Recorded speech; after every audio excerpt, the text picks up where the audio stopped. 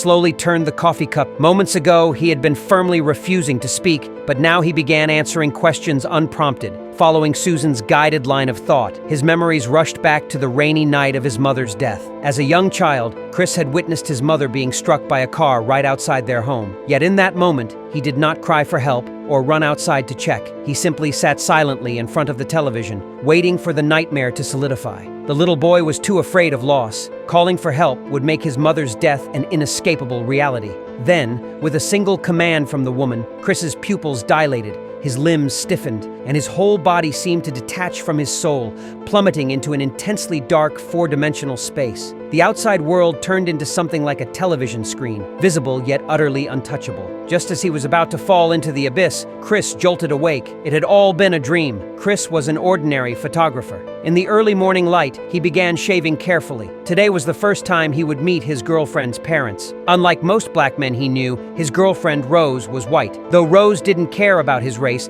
Chris knew racial prejudice still existed in their country. Being Rose's first black boyfriend only added to his nerves. Kind-hearted Rose sensed his worry. She reassured him that her parents were open-minded people who did not judge anyone by their race. Her words comforted Chris, and after steadying himself, he set off with Rose to her family home. During the pleasant car ride, however, an accident occurred. Following the sound of an animal in distress, Chris discovered they had hit an elk. Soon after, a patrol officer arrived at the scene. Noticing Chris in the passenger seat was black, the officer instinctively asked him for identification. Though accustomed to such treatment, Chris handled the situation calmly. Once the matter was resolved, they soon arrived at Rose's family home, a luxurious villa by the lake. Just as Rose had promised, her parents were waiting outside to greet them, and even gave Chris a warm hug upon meeting him. Though it was their first encounter, Rose's parents expressed genuine joy and hospitality through their words and actions, allowing Chris to finally relax. After a pleasant conversation, Rose's father, Dean, offered to show Chris around the house. Passing a photo wall,